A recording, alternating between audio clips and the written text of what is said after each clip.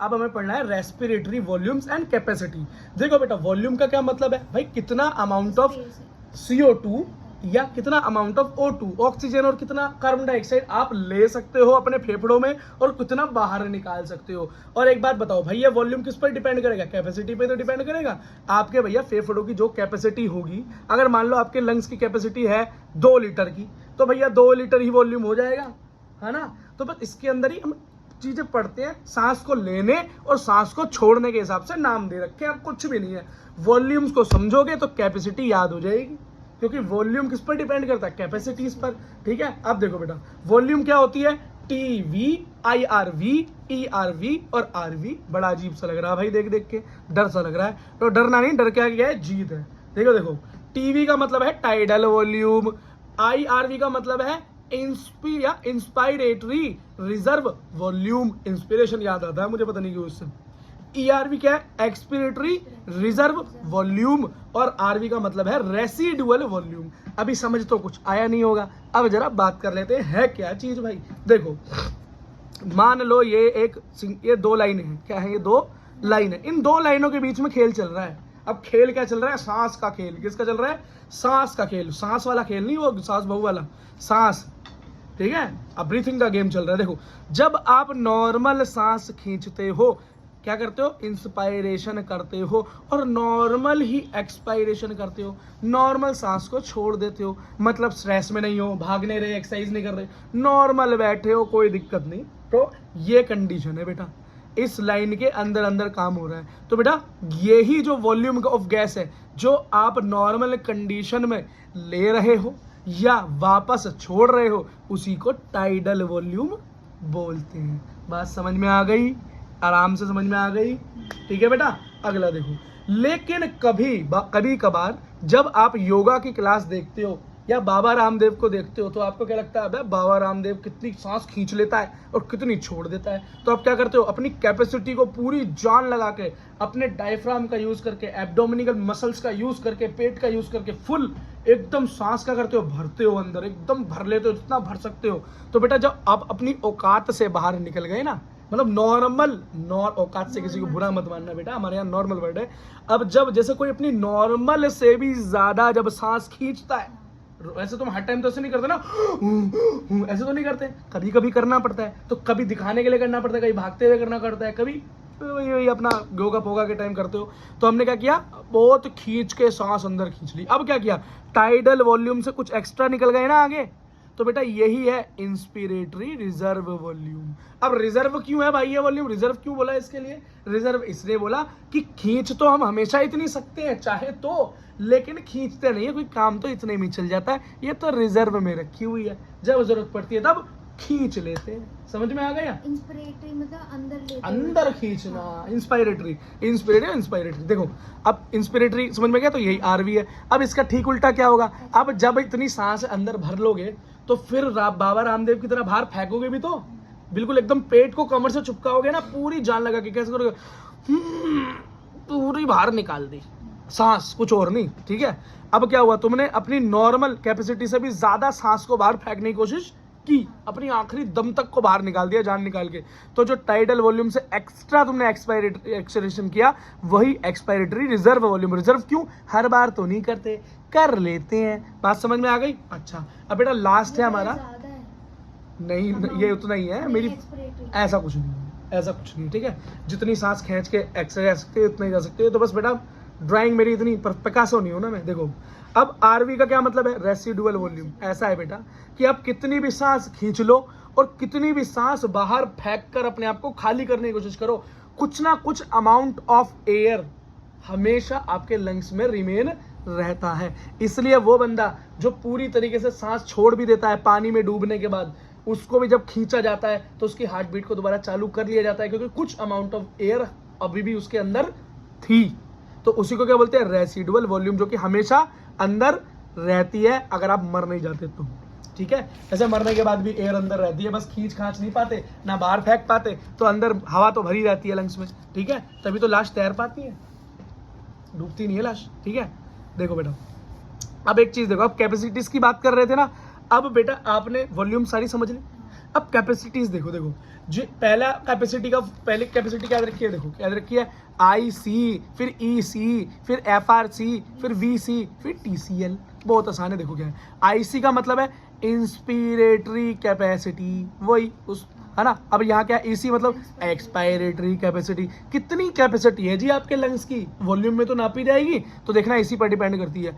FRC क्या है, functional residual capacity. इसका मतलब सब कुछ बाहर फेंकने के बाद भी थोड़ा बहुत काम करने लायक, चलाने लायक कितनी अंदर बचेगी। दूसरा वाइटल कैपेसिटी, वीसी का मतलब है। ठीक है बेटा, जितनी बार बार पढ़ोगे, जितनी बार रिवीजन करोगे, फुल फॉर्म्स याद हो जाएंगी। बहुत ईजी है, बहुत ईजी है ना। देखो अब इंस्पिरेटरी कैपेसिटी का मतलब क्या है कि टोटल आप कितनी हवा अंदर खींच सकते हो, टोटल आप कितनी हवा अंदर खींच सकते हो। देखो नॉर्मल कंडीशन के अंदर तो टीवी मतलब टाइडल वॉल्यूम, ये देखो ना बेटा, नॉर्मल कंडीशन में खींचता था टाइडल वॉल्यूम खींचता था, नॉर्मल खींचता था, लेकिन चाहूं तो बाहुबली बन सकता हूं और इतनी ज्यादा भी खींच सकता हूं, मतलब रिजर्व वॉल्यूम का भी यूज कर सकता हूं। तो टोटल कैपेसिटी मेरी क्या है, tidal plus reserve, total capacity की बात हो रही है ना। ये तो क्या निकालने के लिए आते हैं? हाँ आ भी जाता है, इजी है। देखो अब आपने क्या निकाल लिया, देखो क्या, तो टोटल कैपेसिटी क्या, inspiratory capacity, total interest capacity कैसे पता चली भाई, कितना मैं ले सकता हूं, और रिजर्व इंस्पिरेशनल वेलोसिटी, ओ सॉरी वेलोसिटी बोल लो, वॉल्यूम, सॉरी मेरा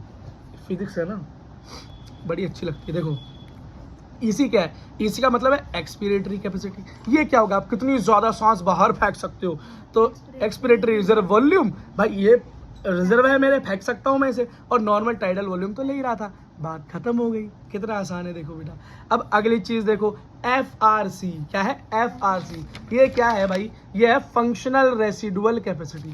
इसका क्या मतलब है भाई, इसका मतलब है कि हमारी सांस छोड़ने के बाद भी, क्या छोड़ने के बाद हमारे पास कितना बचता है ताकि फंक्शन चलते रहे, तो वो है मेरा रिजर्व वॉल्यूम, या रिजर्वेटरी वॉल्यूम की जगह इसको हम बोलते हैं बेटा रेसिडुअल वॉल्यूम। अरे फोकस में आ जा, रेसिडुअल वॉल्यूम, ठीक है, रेसिडुअल वॉल्यूम। और हमारा ईआरवी, ईआरवी क्या है, एक्सपिरेटरी रिजर्व वॉल्यूम, बात खत्म।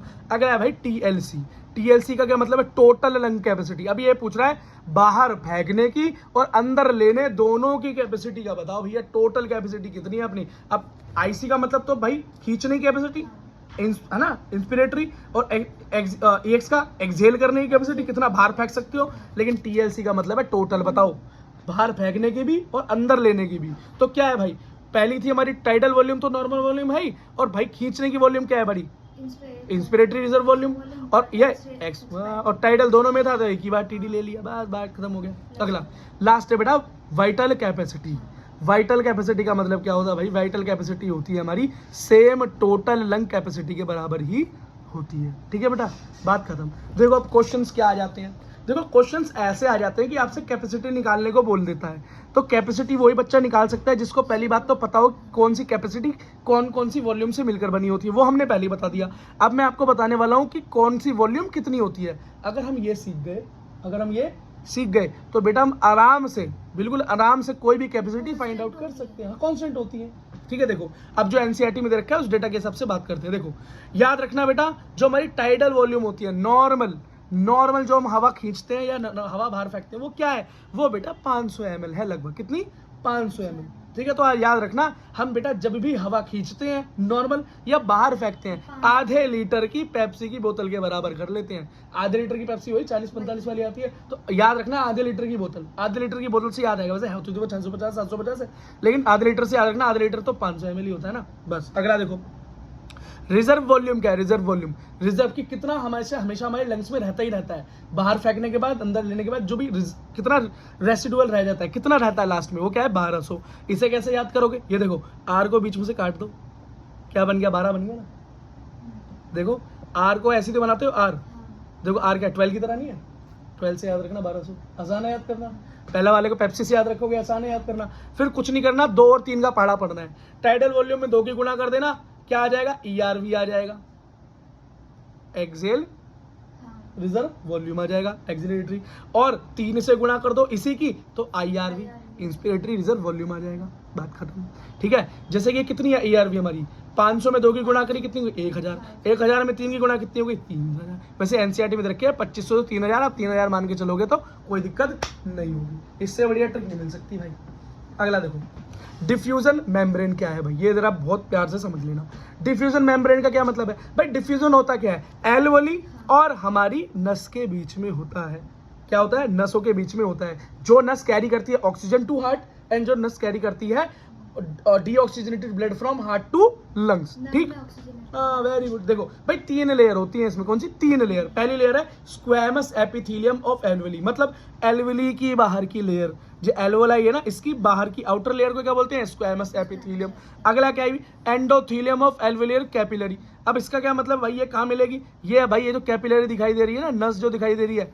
अब आप बोलोगे कैपिलरी क्यों हो गया नस की जगह पे, खैर आगे जब हम पढ़ेंगे अभी सर्कुलेशन ब्लड का उसके अंदर समझ लेंगे, क्योंकि बेटा लंग्स के अंदर पूरी नसें नहीं जा सकती, जहां पर नसें नहीं पहुंच पाती वहां पर कैपिलरी पहुंचती है। आपके सर जहां पर बाल है, यहाँ पर क्या, कौन सी नसें, नसें नहीं कैपिलरी है बेटा। आपके यहाँ पर देखो, इनके अंदर यहाँ पर क्या है, यहाँ पे नसें थोड़ी है, कैपिलरी है। आपके एयर पिन्ना में क्या है, ईयर पिन्ना में जो आपके कान का ये पिन्ना है, इसमें क्या है, कैपिलरीज। नाक में क्या है, कैपिलरीज, नस नहीं है। नाक काटने में कोई नस थोड़ी ना कट जाती है, देखो।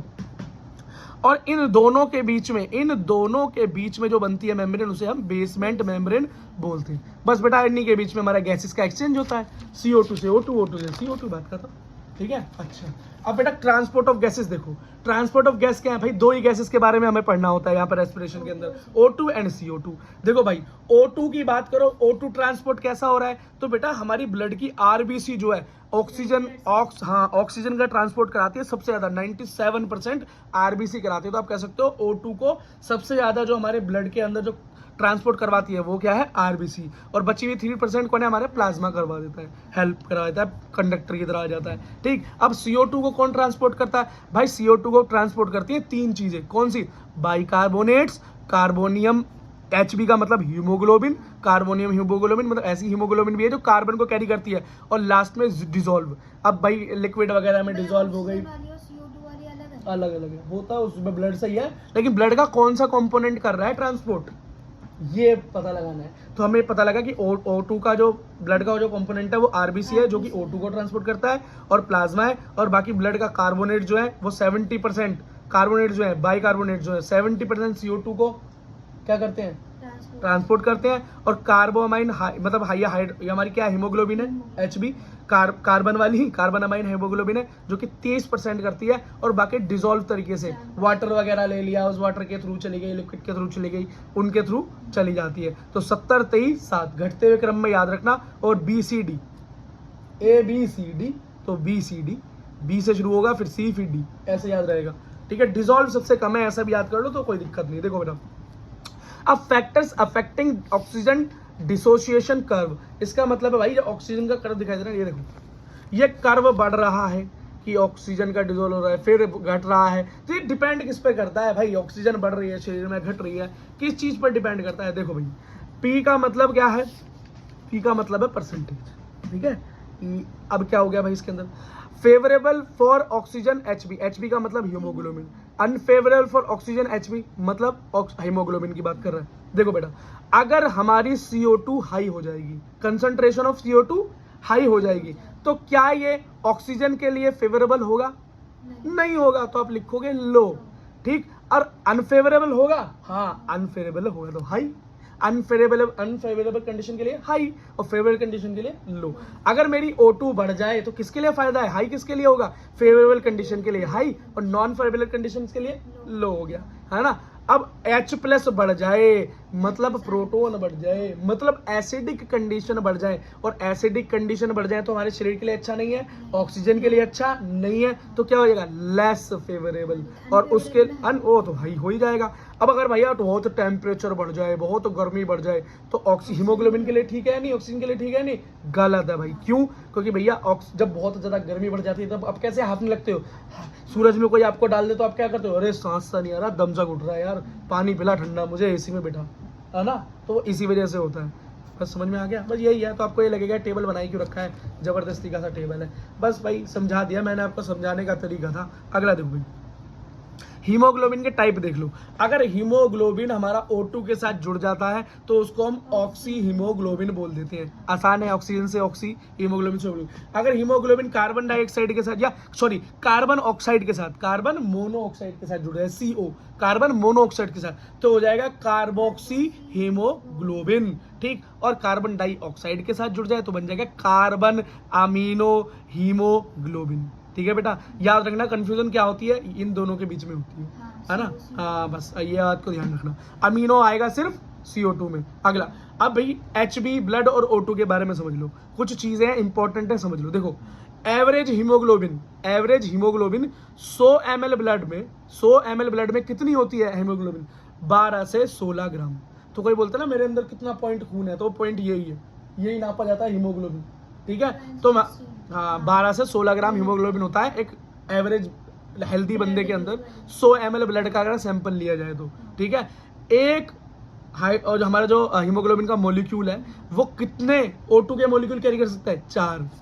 ये समझ लो, एक हीमोग्लोबिन अपने ऊपर 4 ऑक्सीजनों को लेकर जा सकता है। अगर एटम की संख्या पूछ ले ऑक्सीजन के तो कुछ नहीं भाई, O2 है ना, तो 4 × 2 8 हो जाएगा, 8 एटम्स हो जाएगा। एटम पूछे तो इतनी तो केमिस्ट्री आती होगी आपको, बेसिक है, नहीं तो हमारा फर्स्ट चैप्टर देख लेना, बेसिक कॉन्सेप्ट अबाउट केमिस्ट्री, है ना, बहुत आसान है। देखो, 1 ग्राम हमारा हीमोग्लोबिन कितना ऑक्सीजन कैरी कर सकता है? तो 1.34 मिलीलीटर कैरी कर सकता है। अब ये छोटे छोटे पॉइंट्स बताए नीट के लिए थोड़े से जरूरी हो जाते हैं। ठीक है, 100 ml ऑफ ब्लड, हाँ पूछ लेते हैं। तो ये तो मेरे को लगता है कि बेटा बिल्कुल आसान बात है, नीट में पूछ भी रखी है, 12 से 16 आपको याद होनी चाहिए। एक हाइड्रोजन बोल रहा हूँ, हीमोग्लोबिन का मॉलिक्यूल 4 ऑक्सीजन के मॉलिक्यूल्स कैरी करता है, ये भी आपको याद होना चाहिए। 100 ml ऑफ ब्लड कितना करेगा भाई? 100 ml ऑफ ब्लड कितना कैरी करेगा हमारा, कितना ऑक्सीजन कैरी कर लेगा बोलो? ये करेगा भाई 1.3 ml तो करता ही है 1 ग्राम के अंदर। अब हाँ, अब कितना होता है भाई हमारे 100 ml के अंदर हीमोग्लोबिन कितनी होती है? 12 से 16, तो 12 से 16 गुणा कर देना, आपका आंसर आ गया, बात खत्म। देखो भैया, every 100 ml of blood, oxygenated blood की बात करें जिसके अंदर ऑक्सीजन है, ठीक है, तो वो कितना ऑक्सीजन लेकर जाती है? टिश्यूज के पास ही लेकर जाएगी, है ना, हार्ट से टिश्यू के पास लेके जाएगी, लंग्स के अंदर ऑक्सीजन आया, हार्ट के थ्रू कहाँ गया, तो कितना ऑक्सीजन लेके जाता है? 100 ml ऑक्सीजनेटेड खून 5 ml ऑक्सीजन लेके जाता है, कितना? 5 ml। और अगर डीऑक्सीजनेटेड ब्लड हो तो वो 100 ml डीऑक्सीजनेटेड ब्लड होगा तो वो कितनी ऑक्सीजन कैरी करता है अपने अंदर? 4 ml। इस बात को बेटा याद रखना, ठीक है, याद रखना। अगली चीज देखो, रेगुलेशन ऑफ रेस्पिरेशन। रेस्पिरेशन को कौन कंट्रोल करता है, कैसे कैसे कंट्रोल करता है? ठीक है, देखो भाई, सबसे पहली चीज जो हमारे दिमाग में फिट है, जो हमारे मेड्यूला में फिट है, कहाँ? मेड्यूला के अंदर फिट है, वो कौन सी जगह? वो है रेस्पिरेटरी रिदम सेंटर। ये हमारे मेड्यूला के अंदर स्थित है, और यही बेटा हमारी पूरी की पूरी रेस्पिरेशन की रिदम को, हाँ तो हिंड ब्रेन के अंदर ही हो, तो बेटे पूरा का पूरा मेडुला के अंदर बैठकर रेस्पिरेटरी रिदम सिस्टम जो है, यही जो सेंटर जो है, ये हमारे पूरे के पूरे रेस्पिरेशन सिस्टम को कंट्रोल कर रहा है, तो हम इसे हेडमास्टर कह सकते हैं। तो याद रखो, इसके साथ जितनी भी नई चीजें हम नीचे पढ़ेंगे जो इसके सपोर्टिव होंगी, वो जो भी कर रही होंगी, वो बेटा वो सारी रिपोर्ट्स लेकर बोलेंगे इन्हीं से कि भैया सर जी ऐसी ऐसी दिक्कत आ रही है शरीर में, आप ये कर दो। तो करवाने वाले तो यही होंगे, रेस्पिरेटरी रिदम सेंटर, बाकी तो सिर्फ इसके हेल्प करने वाले होंगे, हेल्पर होंगे। ठीक है, तो भाई यही सारा रेस्पिरेशन का रेगुलेशन करता है। अगली चीज क्या है? अगला है न्यूमेटो या टैक्सिक सेंटर। न्यूमेटोटैक्सिक सेंटर, इसका क्या नाम है भाई? ये पोन्स में, पोन्स पता है ना, पोन्स क्या ग्लैंड है आपके? पोन्स कौन सी ग्लैंड होती है? हाइपोथैलेमस के बाद होती है सेकेंडरी ग्लैंड। ये क्या है? हमारे ब्रेन के अंदर मिलती है। ये क्या करती है? ये भैया इस रिदम सेंटर के क्या करती है? इस रिदम सेंटर को मॉडरेट करती है, फंक्शंस को देखती रहती है, ठीक से काम कर रहे हैं नहीं कर रहा है। हेडमास्टर जी का ध्यान रखती है। ये क्या करती है? हाँ, न्यूमेटैक्सिक सेंटर क्या करता है? हमारे हेडमास्टर जी का, रेस्पिरेटरी रिदम सेंटर का ध्यान रखते हैं। अगला क्या है भाई? कीमो सेंसिटिव एरिया, मतलब जो केमिकल से सेंसिटिव एरिया है, केमिकल्स के घटने बढ़ने से क्या हो जाएगा? वो एकदम से एक्टिव हो जाएगा और काम करने लगेगा। तो देखो ये कहाँ पर मिलेगा? ये रिदम सेंटर के बिल्कुल एडजेसेंट पे लगा हुआ है, साइड में है एकदम। रिदम सेंटर के कहाँ है? साइड में बैठा हुआ है। जब भी कोई गड़बड़ होती है रिदम सेंटर को उंगली कर देता है, हाँ भाई दिक्कत में आ रही है, काम कर ले। अब क्या दिक्कत आती है? क्या केमिकल चेंजेस देखता है? ये देखता है कि अगर शरीर के अंदर CO2 और H+ आयन, मतलब H+ साइन मतलब क्या, एसिडिटी बढ़ रही है, CO2 का लेवल बढ़ रहा है, मतलब हाई से इनको देखते ही एकदम से तैयार हो जाता है ये इनको मारने के लिए। मतलब ये क्या है, ये इनको देख नहीं सकता बिल्कुल भी, इन्हें देखते क्या होता है, अलर्ट हो जाता है, हाईली बड़ा हाईली सेंसिटिव है इसको लेके, क्योंकि बोलता है भैया ये हमारे शरीर के दुश्मन है, अंदर नहीं रहने चाहिए। तो ये हमारे क्या बोलेगा, सीधा बोलेगा किस रिदम सेंटर को कि सर जी उठ जाओ जल्दी से, ये इंक्रीज हो गए हैं, जल्दी से इन्हें बाहर भगा दो, ऑक्सीजन को अंदर ले आओ। ठीक है, लास्ट चीज क्या है, एक्सेप्टर ऑफ ऑर्टिक आर्क या कैरोटिड एंट्री। इसका क्या मतलब भाई, इसका मतलब आर्टरी, इसका क्या मतलब है, can recognise change in CO2। ये भी बेटा अगर CO2 की कंसंट्रेशन बढ़ रही है या घट रही है, ये भी इसको देख सकते हैं। ये हमारी नसों के अंदर फिट है। ऑर्ट्रा आप ऑर्टिक आर्क समझ रहे हो, आर्टरी समझ रहे हो, तो ये हमारे इन नसों में जुड़ा हुआ है और नसों के अंदर भी डिटेक्ट हो जाता है कि कार्बन डाइऑक्साइड की मात्रा बढ़ रही है जी, कंसंट्रेशन बढ़ रही है। तो रिदम सेंटर को, ये भी सब उसी को बोलेंगे एंड में, रिदम सेंटर से क्या बोलेगा, भैया एक्शन करो, इसे बाहर फेंको, ऑक्सीजन को अंदर ले आओ। ठीक है, अच्छा। और बेटा एक बात याद रखना कि रोल ऑफ ऑक्सीजन यहाँ पर इनसिग्निफिकेंट है। यहाँ पर किसी को फर्क ही नहीं पड़ता कि ऑक्सीजन बढ़ रहा है या नहीं बढ़ रहा, क्योंकि बेटा ऑक्सीजन हमारे लिए फायदेमंद चीज है, तो ये जितना अंदर आएगा उतनी अच्छी बात है। ये नहीं बढ़नी चाहिए CO2 और H+, अगर इनके बढ़ते ही क्या होता है, खलबली मच जाती है अंदर। ठीक है बेटा।